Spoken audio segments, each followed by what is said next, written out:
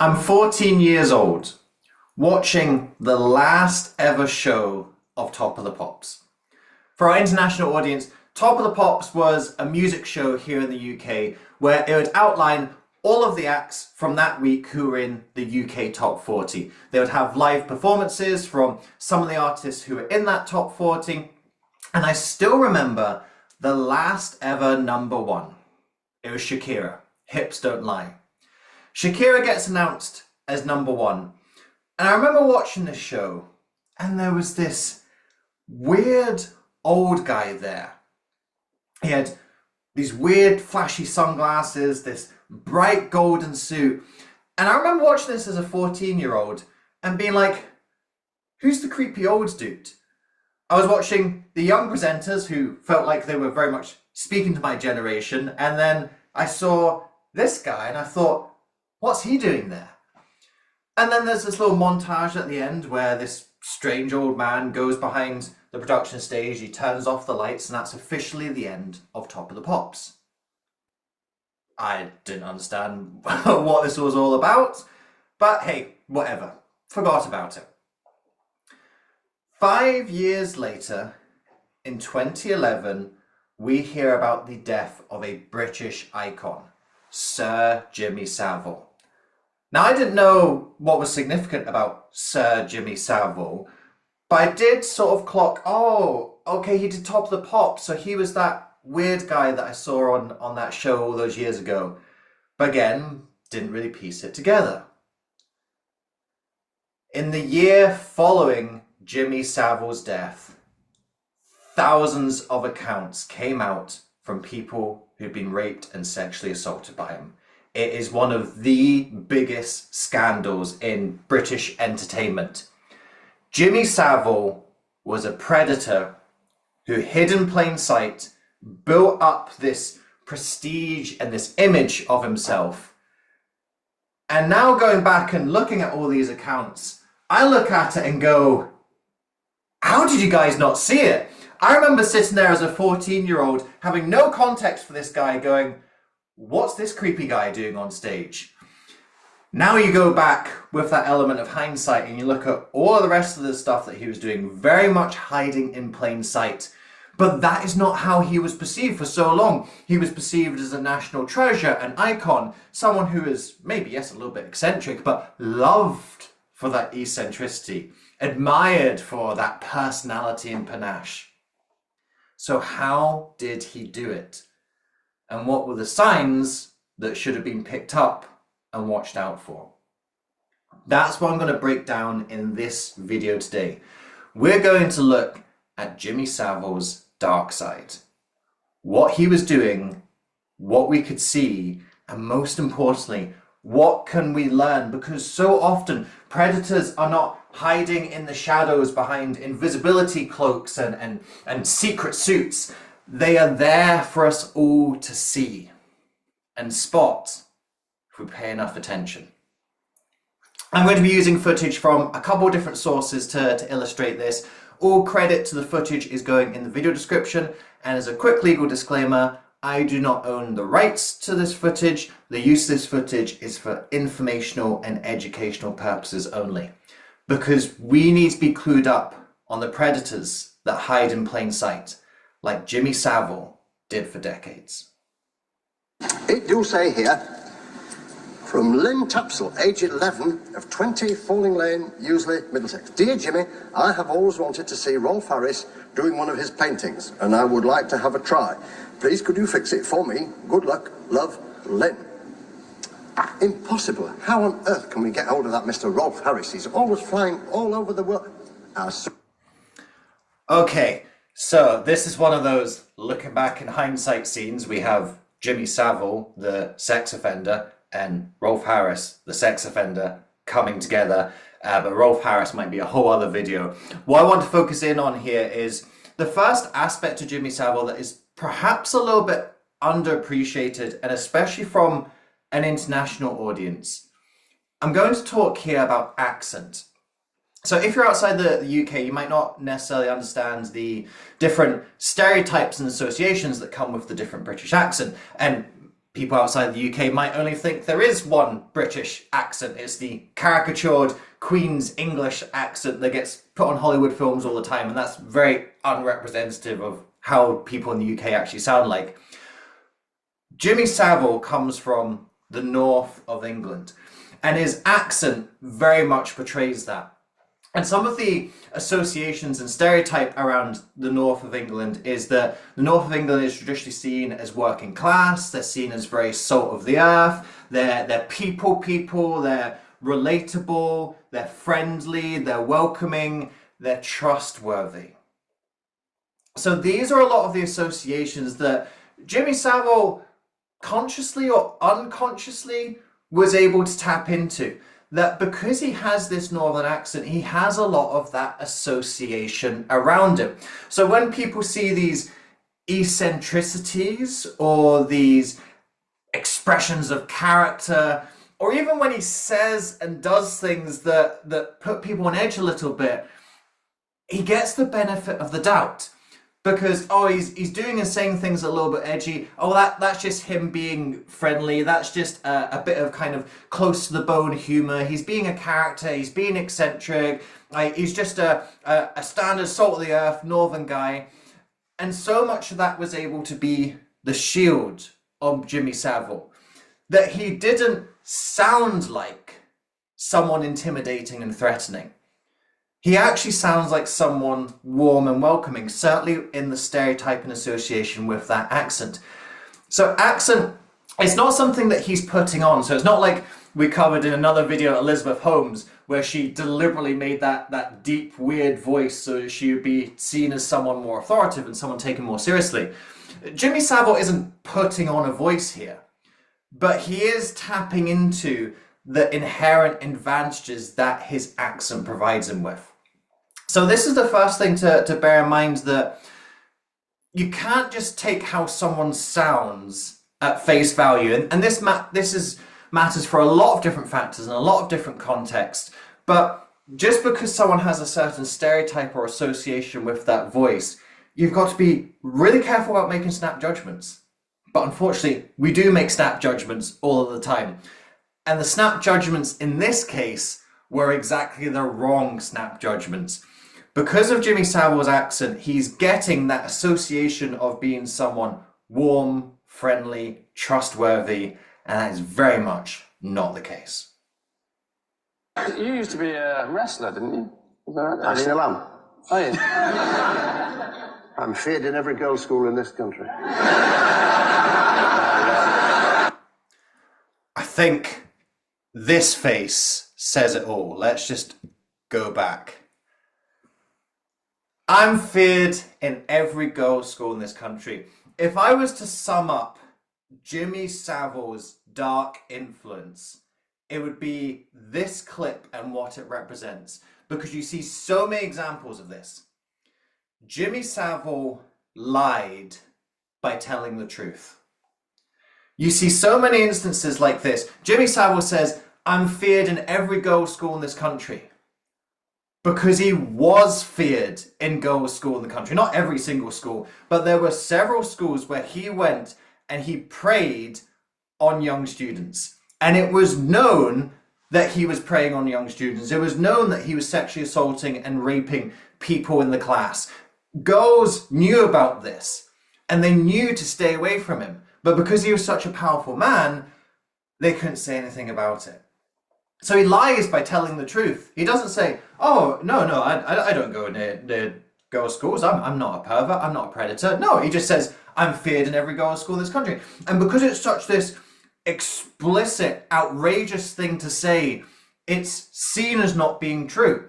And there's so many other examples that you can find that there's clips, and he uses the same lines. So one of the common ones that you'll hear if you watch the very good Netflix documentary about Jimmy Savile, one of the things he repeats is, my case is coming up next Thursday. Anytime there's an awkward question about his relationship with women or his seem promiscuousness, he leans into it more and he says, oh yeah, I'm in trouble with the law. My case is up next Thursday. He would say things like, oh, I need a really good lawyer. I'm gonna have to bribe the judge. So he says these bold, explicit things that describe exactly what he's doing and exactly who he is. And you can see the reaction here, like the woman on this panel is mortified. It's such a vulgar thing to say, but because it's so explicit, because it's so obtuse, you think someone wouldn't actually admit so blatantly what they're doing. So it's this cognitive dissonance that creates in our head. And very skilled manipulators know this. And Jimmy Savile really tapped into this. He knew that his defense was offense. That if he said all the explicit, vulgar, disgusting things, people's cognitive dissonance would go, well, no, like, he can't be doing that and talking about it. So this must just be, he's quirky, he's eccentric, he's got edgy humor, he's a character, it's an act, it's a show. So people are writing his own defense in their heads, and then they're not putting that closer scrutiny on. They're not digging a little bit further. It doesn't sound suspicious because it sounds like he's given the game away. It sounds like he's admitting to it. Well, no one would actually admit to it so blatantly, so it must not be true. Lying by telling the truth is a hugely effective dark influence strategy. And don't think that Jimmy Savile is the only person that uses it. You can see other examples of this nowadays, but if you want to see the most prominent example, not necessarily the person who invented it, but I think the person who managed to pioneer it, utilize it, and get away with it for so long, Jimmy Savile is that archetype that you're pointing to. We're just asking for the general principle. Oh, so I mean... We just want to know if you live this sort of playboy life of the DJ. Yeah, give or take a few nice ladies. But I mean, you know, a gentleman doesn't ever speak of ladies. I mean, I don't know where you come from. I mean, I don't know what your circles are, but my circles, ladies, are very... You don't grass on them. No. All my mother ever taught me was not to eat while I was talking, but that was another issue. Bananas weren't around in those days. Why have you shied away from close relationships with women? I'm quite happy to have a few close relationships tonight, if anybody's not spoken for. But why in the past... What are you doing after the show, ladies? A few close relationships, I'm all for it. I'm sure the offer will be taken up, but why in the past... Good. Why in the past have you I'm in trouble again. Why in the past have you avoided close relationships? Because I've never been in the same town more than about 48 hours at any one time. It's just a lifestyle I've got. It's not my fault. But if you met somebody that you felt that you wanted to be close to, that I fell in love every day of my life. Oh, every day of my life I fell in love. 2, 3, 4 times a day. I could get married immediately. Except the lights change and you have to drive off because they're going the other way, or the train pulls out of the station and you're going, I want to marry you. On the platform. No, my passions are very near the surface. But I get well in love very quickly. But therefore, from the way you talk, have relationships and sex been casual? Is that a casual matter for you? You mentioned the S word. Well, we had to get round to it eventually. Did you? Well... Oh, you're talking to the wrong guy here.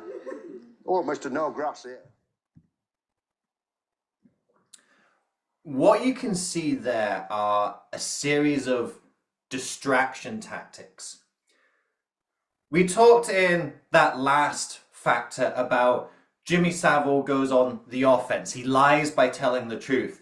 And with that lying by telling the truth, we talked about it has such shock value that it often shuts things down before there's any more scrutiny or inquiry. What we're seeing here is actually a rare example of Jimmy Savile on the defensive. He's getting probing questions, and what he's doing is he's switching into his defensive mode, and he's got distraction and deflection. And we see quite an explicit example of this. Again, everything Jimmy Savile did was explicit. So the taking out the banana and eating it, again, it's this sort of, it's so strange, it's so abnormal that it puts people off guard. So what he's doing is he's trying to distract and deflect away from this. Look at me eating this banana. And then you see there's all of the The interviewer is asking him probing questions, but instead of addressing the interviewer, he starts speaking to the studio audience. He starts having banter with them. So he is deflecting the questions away from him. He's distracting. He's putting the banana in his mouth because when he's eating the banana, he doesn't have to talk. And so that means he's given himself time to think of, what's my strategy? How am I going to deflect this? Now, what we're seeing here, you shouldn't go, wait, I need to look out and see if people are eating bananas to know if they're manipulators or predators or whatever. The banana isn't the thing. The banana is being used as a tool for the principle. The principle is distraction and deflection. You will see this dark influence all the time, and distraction, deflection is normally done just through words. Here we're seeing an unusual, prominent example of it. But anytime that the dark influencer is under that little bit of scrutiny, they have this thin veneer. Dark influencers don't have substance behind their influence. And if that cracks, it can very easily be seen that there is no substance to their influence. So what they have to do is make sure that you never see through the cracks. So they will distract, they will move on to different topics, they will talk about different things, and you can see that the subject gets changed there a couple of times. So Jimmy Savile starts talking about, I'll be at the train station or the traffic lights and I'm waving goodbye to someone. That wasn't what we were talking about. Or he suddenly pretends to be offended. Oh God, we're talking about the word sex. Oh no, that isn't me. We're not talking about sex. So you can see how he dances away from the topic. Let's change it. Let's talk something else. And then we've got the deflection. The deflection tactic is really, so he's bringing the audience on side. He's getting the audience involved. And most importantly, he's trying to get the audience on side with him. Because if the audience are laughing at what he's saying, interacting with what he's doing, then it's the interviewer who's outnumbered. Then it's not him who's in the spotlight, it's the interviewer. Why are you asking all these questions? Why are you being so probing? Why are you being suspicious? We're just having a good time and a laugh and a joke here. Distraction, deflection. Two tactics you will see all of the time. When that topic starts to get a little too close to the truth, when that microscope intensifies, the dark influencer will do whatever they can to shift that attention away. Spot this in people that you speak to, people that you see on television, people that you watch on YouTube. Yes, even watch out for me as well. Watch out for when people distract and deflect. Because in those moments, when you spot the distraction or the deflection, what was it that made them want to distract you and get away from the topic? What was it that made them want to deflect and get that attention onto someone else or recruit more support for them? What was that thing? Because if you can keep your eyes on the prize, if you can notice what was that thing that made them uncomfortable, with the what, then comes the why. Why was Jimmy Savile uncomfortable about speaking about relationships, speaking about promiscuity, speaking about sex in this interview? It was not because he was a playboy DJ who had sex with lots of women. It was because he was a sexual predator who assaulted lots of women. That was the topic that was too close to the bone, because if he really starts to talk about that topic, he's going to get too close to the truth. And he's lost the opportunity to go on offense about that truth. He's lost the opportunity to lie by telling the truth. He can no longer lie in that situation because then he's playing defense. Lying as a defensive strategy is harder to do than lying as an offensive strategy. And that was the real thing that you can spot with Jimmy Savile. Is Jimmy Savile's dark influence was all about offense. It was all about putting himself out there, setting his narrative on his terms. And when that narrative started to slip away from being his narrative on his terms, he quickly got things back on track, reversed that narrative, and got it back into his court, playing by his rules. With hindsight, it's really easy to spot this, but hindsight was no good for those estimated thousands of victims of Jimmy Savile. And hindsight is no good for all of the other high-profile cases that have come up about sexual predators and sexual assault over the years. And it's no good for the less high-profile cases that are equally distressing, equally harmful. We can't look at dark influences with the benefit of hindsight. We need to start seeing them now. Jimmy Savile never paid for his crimes. Jimmy Savile died a hero, and he only became the villain after his death. For the villains out there, we need to spot them now. And these are some of the things that you need to watch out for to see the villains who are around us in everyday life.